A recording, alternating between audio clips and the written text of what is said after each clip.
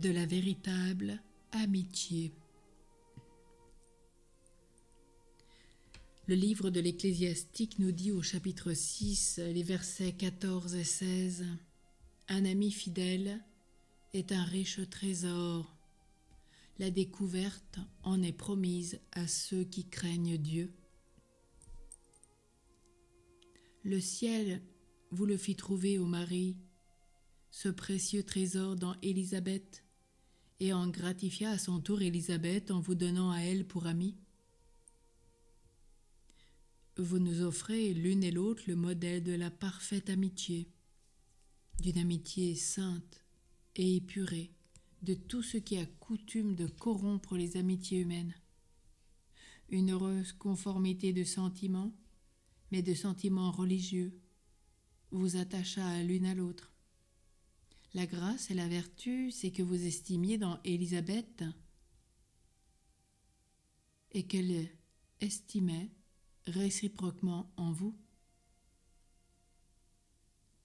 Vous aviez ensemble de fréquents entretiens, vous vous faisiez des confidences mutuelles, vous vous donniez des conseils, vous vous rendiez à l'envie des services.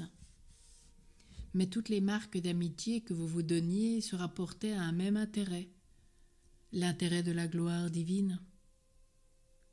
Élisabeth devait bien s'apercevoir que son cœur, depuis qu'il était uni au cœur de Marie, concevait pour Dieu des sentiments encore plus vifs qu'auparavant. Et vous, Vierge sainte, vous faisiez autant de progrès en sainteté dans la maison de votre parente qu'en étant restée dans votre retraite de Nazareth.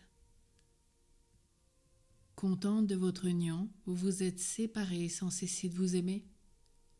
La vertu qui unit deux cœurs ne peut être sujette à l'inconstance. Marie nous dit, « Mon fils, ma fille, ne vous flattez point de goûter les innocentes douceurs de l'amitié, à moins que vous ne les cherchiez dans une amitié vertueuse. On est trompé tous les jours dans les choix des amis.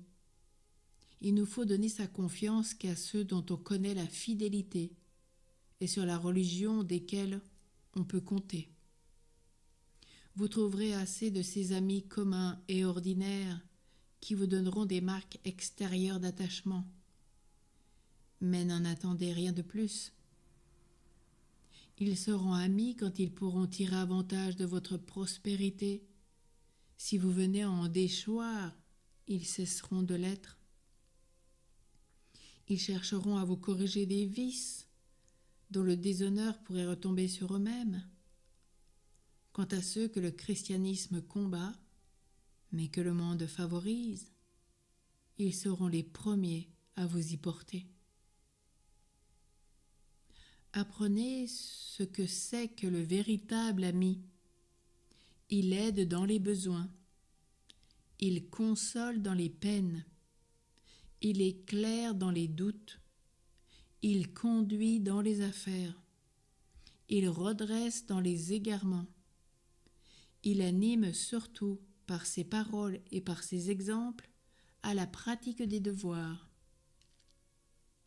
Mais il est rare de trouver un tel ami, parce qu'il est rare que dans le choix qu'on fait d'un ami, la vertu soit consultée.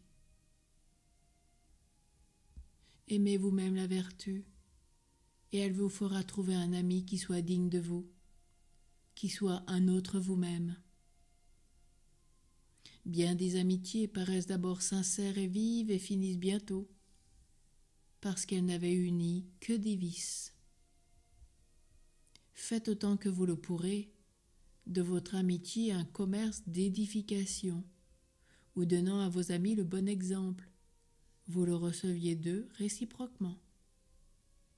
Ayez pour eux toute la complaisance qui peut vous permettre la conscience, mais ne l'étendez jamais au-delà. N'en exigez rien, vous-même, qui ne soit juste, raisonnable, et surtout ne les flattez point, dans la vue d'en être flatté à votre tour.